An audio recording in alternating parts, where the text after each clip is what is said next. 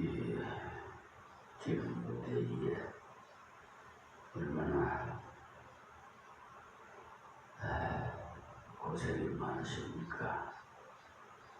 아마 밤잠도 설레이신 분도 계실 줄 믿습니다. 그러나 다 모든 것이 우리 인생들이 죄 때문에 그렇습니다. 하나님 말씀대로 순종하면서 살지 않으니까 이렇게 재앙이라고 볼 수 있는 이런 폭우와 폭염으로 이렇게 우리에게 고통이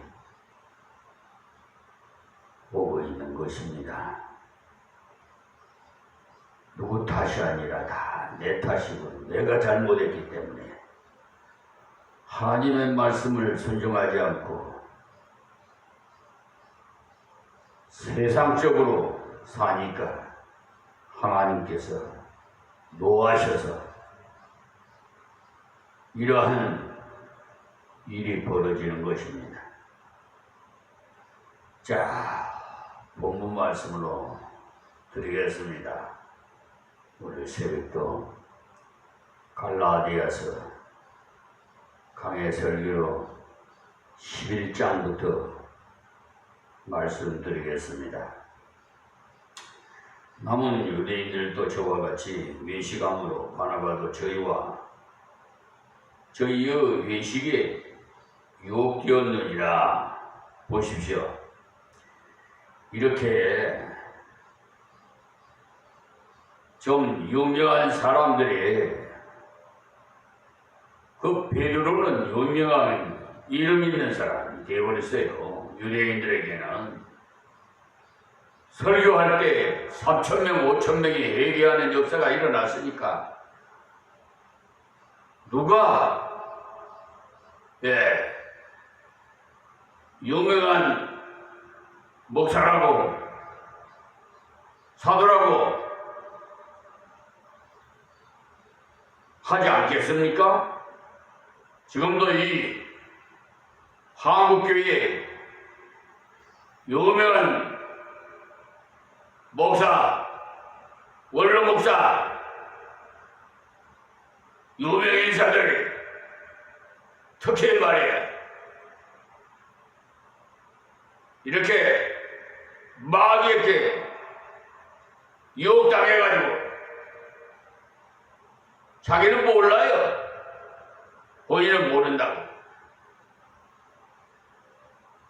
제3자가 뭔지 알아요. 하는 말씀과 행동을 보면 다 알 수가 있어요. 어디 감히 하나님의 말씀을 반역해? 못된 자들이 하나님의 이름을 빙자해서 하나님의 백성들을 도살장으로 끌려가듯이 저들을 미혹해서 그 추종하는 자들 대부분 보면요, 아주 한국에서 이름 있다는 그런 유명한 목사들을 주의하세요. 이 말씀이 김병선 목사의 말로 듣지 마시고 김병선 목사의 함께하는 하나님의 음성으로 들으라 이 말씀입니다. 외식은요 전념이 잘 돼요.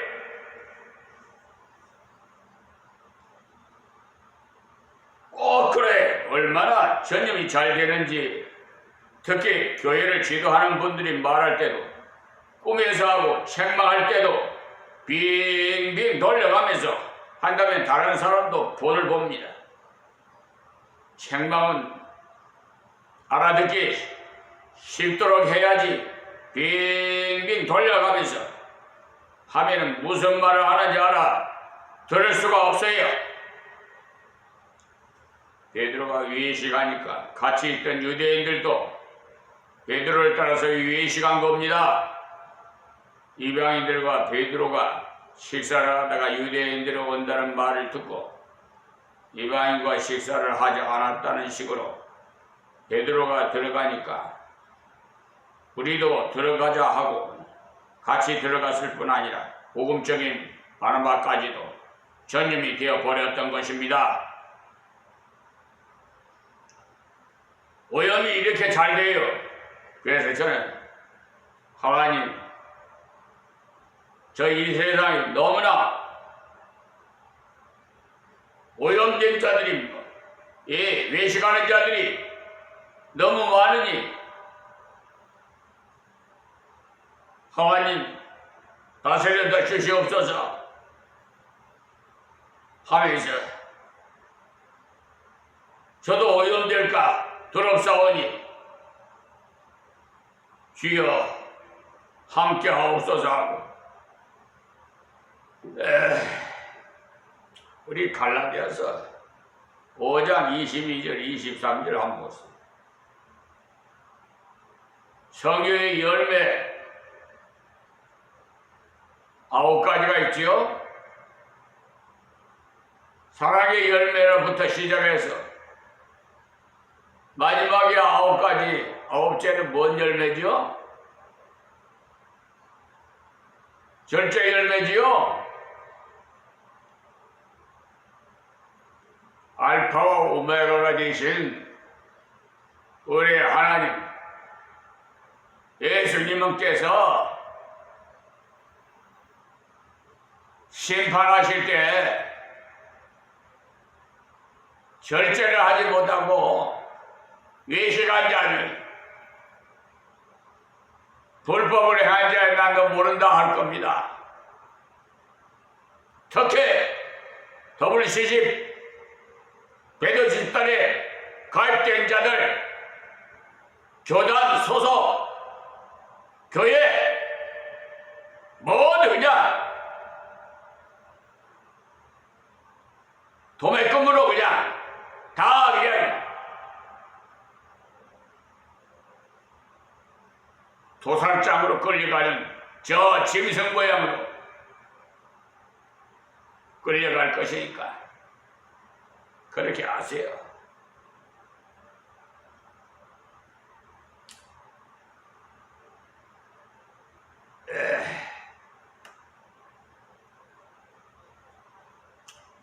알아봐야말로 바울과 단짝으로 일했기 때문에 복음적인 인물입니다.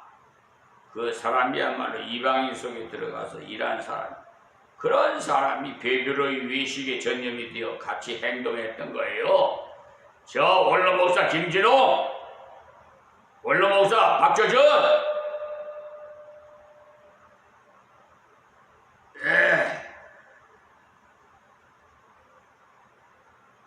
저 사랑제일교회 정광훈 목사, 특히 말이야, 그 외에도 많아요. 전념에 아주 그냥 하여튼 그럴듯하고 우리가 일반적으로 상식적으로 논리적으로 볼 때는 그럴듯해요. 그러니까 다 믿고 따라가지, 추종하지. 그렇지 않으면 그거 따라가겠어요? 나 강화문 강경에서 탄핵 심판 기간 때 우익단체에 개신교가 개입해가지고 이재명 대통령 후보를 한 10년간 푹 잡범으로 쉬었다 나와야 된다고?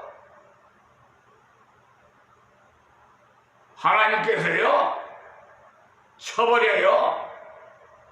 아시겠어요? 예, 그분들의 기도를 들어주지 않았을까?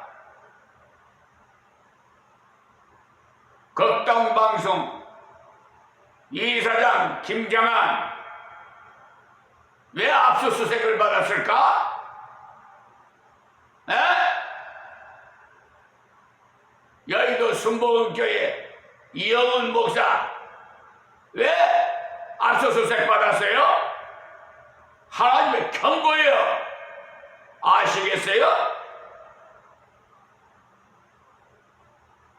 그분들이 다 WCC 배도 집단에 가입된 자들이에요.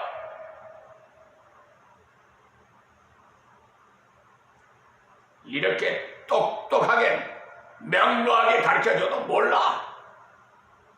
오히려 옳은 소리 해주면 싫어해. 듣기도 싫어한단 말이야. 그러니까 마지막 때 소수가 들림받지요.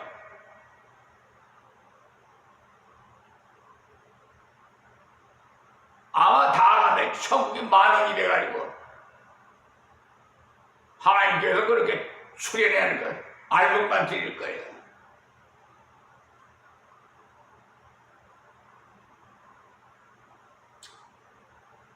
예식은 사람들 보기에 괜찮아 보여요. 점잖아 보이고 체면을 아는 사람으로 보이기 때문에 전염이 잘 된다 이 말입니다. 에? 별로 좋아 보이지 않는다면 전염 잘 되지 않아요. 저와 같이 치는 설교, 꽃게이 같은 설교하는 목사를 좋아하지 않는다 그 말이에요. 바울이 사람의 눈치를 보면서 신사적으로 전도했다가 실패한 사람, 아데네에 가가지고 신사적으로 전도하니까 사람들이 많이 믿지 않았습니다. 사도행전 17장 16절에서 34절에 기록된 하나님의 말씀을 보세요. 복음은 맛보기로 원색적으로 전해야 됩니다. 설교자가 진실해야 되는 것은 듣는 자들이 본을 보기 때문에 설교자가 외식을 잘하면 성도들도 전염이 돼가고 외식을 잘하게 돼 있어요. 그 아들의, 그 아버지의, 그 목사 밑에 그 교인이에요.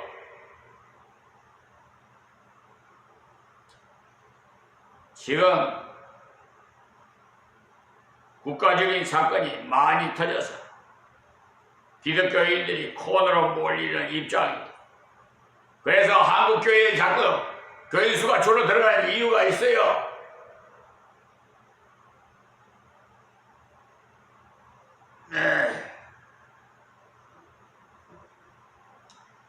이 모든 일은 하나님 앞에 진실해야 되면 옳게 가르치지 못하고 사람들 보기에 잘 믿는 것 같고 신사 같고 모르는 사람 앞에서 제 마음대로 살다 보니 그런 일들이 많이 일어나는 것이니까 외식이 껍데기를 벗겨야 돼요. 확 벗겨야 돼요.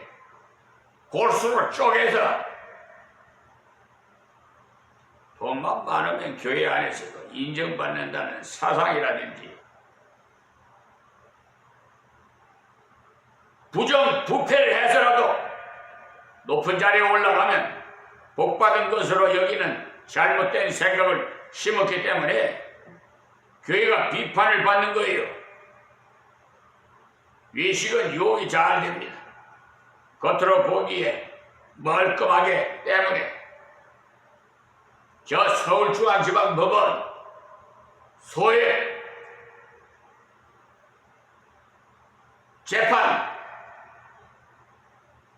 이 암계 그분은 우리 예수님에게 지켰어요. 지켰다 하면은 끝장나는 거예요. 그래서 참 어처구니가 없어서 아니 국가 대한민국을 상대해 소송을 한 건데 뭐? 변호사도 선임 하나 하지 않고 국가 공무원이 고등검찰청 소송 수행자가 답변을 하는 것인데 왜? 뭐?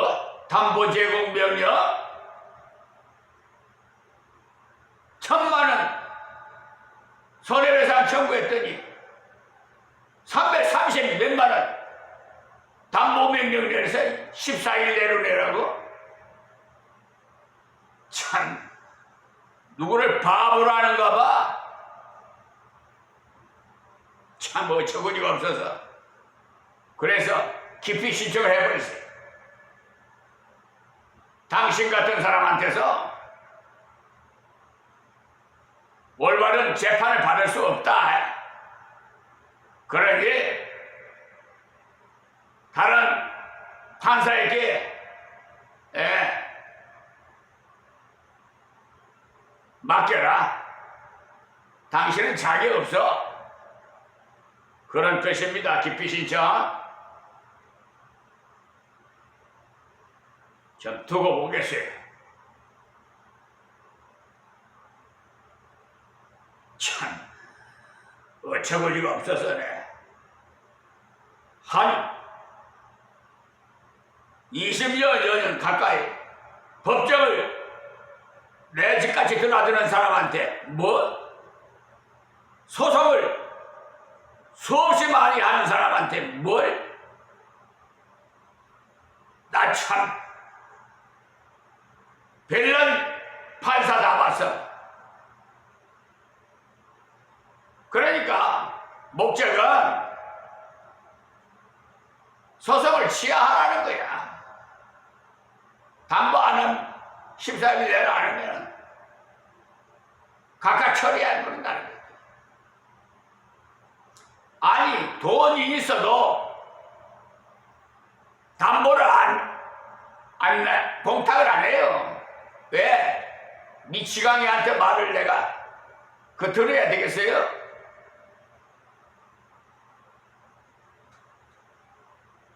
법률가가 아니면 속아 넘어가요. 우리 예수님이 선생의 스승이에요.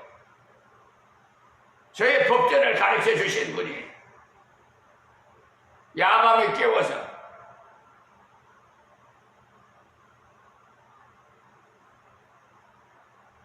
세상 변호사들이나 판검사들은 세상적인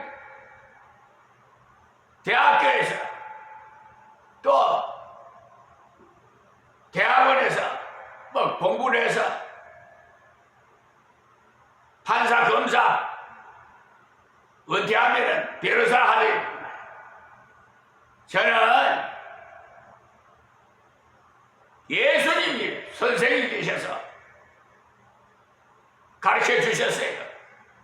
그 수많은 수억, 수천 수만 가지 되는 법률, 뭐 특례법, 뭐 시행령, 규칙 어마어마해요. 판례, 참 엉뚱한 판례를, 경매에 대한 판례를 거기다 갖다 붙이고, 이거는 손해배상 사건이에요. 얼토달토 않는 어불성설이라고 하죠. 참, 어리석은 자들 참 참담해요. 불쌍하고. 자, 14절. 그러므로 나는 저희가 복음의 진리를 따라 바로 행하지 아니함을 보고 모든 자 앞에서 개바에게 이르러 네가 유대인으로서 이방을 쫓고 유대인답게 살지 아니하면서 어찌하여 억지로 이방인을 유대인답게 살게 하려느냐 하였노라. 내 진리 예수 그리스도의 십자가 부활을 믿음으로 구원받은 사람들은 다 같은 형제예요. 그가 유대이건 헬라이건 형제입니다. 다 형제가 같이 음식을 나누는 것은 당연하지요. 그런데 베드로가 잘못된 행동을 함으로써 공개적으로 크게 책망을 받습니다. 은밀하게 지은 죄는요, 은밀하게 회개하면 돼요. 그렇지만은 공개적으로 지은 죄는 반드시 공개적으로 책망해야 됩니다. 저 사회 법관들도 양심적으로 양심선언을 하고 하나님께 회개하고 올바르게 하면 하나님께서 용서해 주실 거예요. 근데 끝내 정당화시키고 합리화시키려고 자존심이 있어가지고 그래서 얼마 전에 조희대 대법원장을 비롯 모두 합해서 29명을 저 공수처에다 고소장을 제출해놨어요. 아마 법과 원칙대로 하면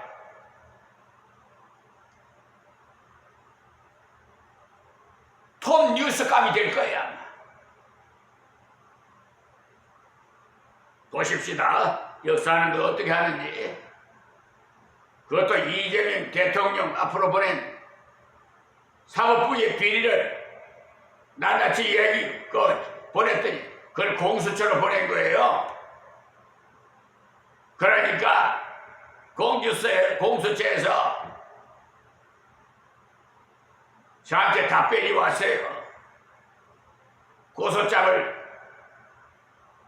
양식을 보내주면서. 그래서 다시 접수시켰어요. 국민신문고를 통해서.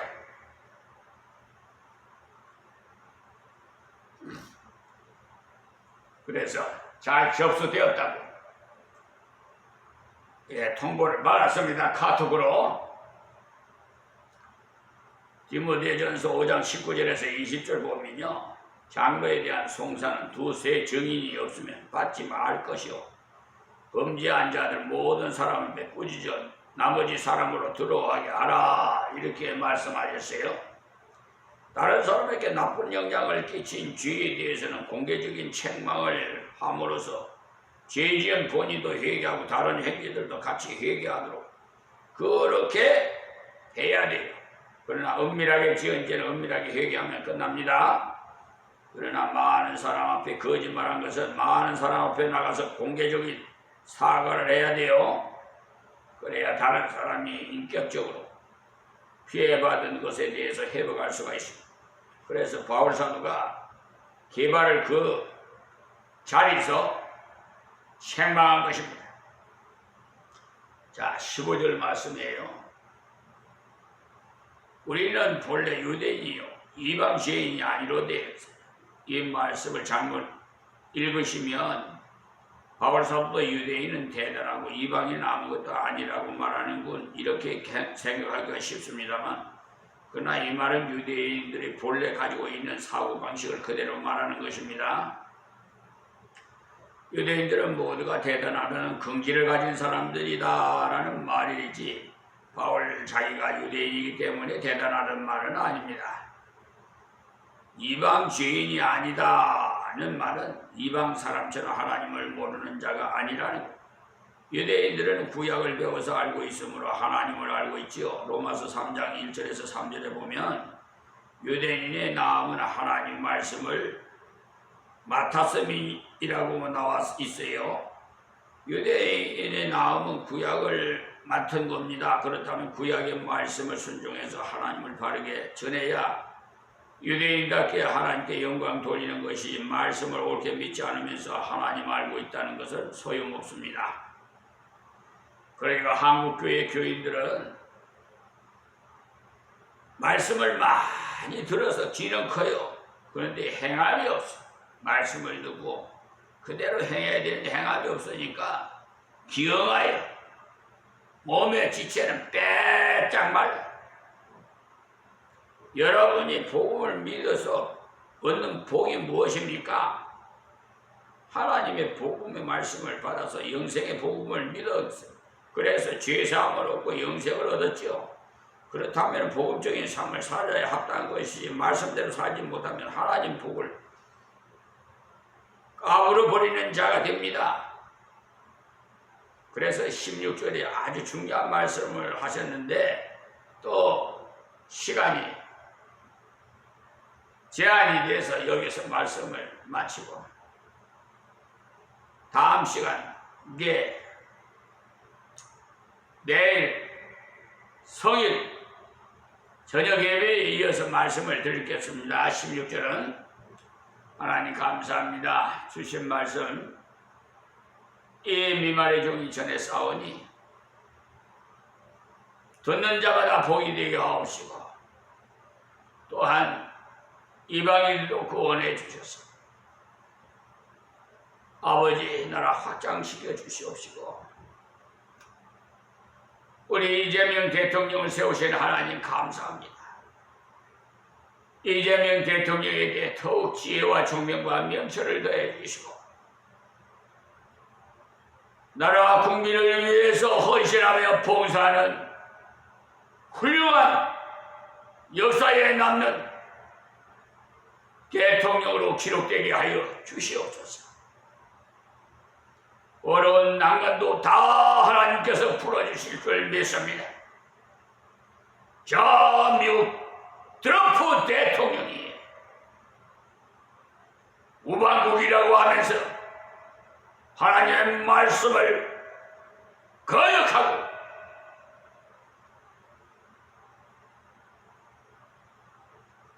관세 폭탄을 내려서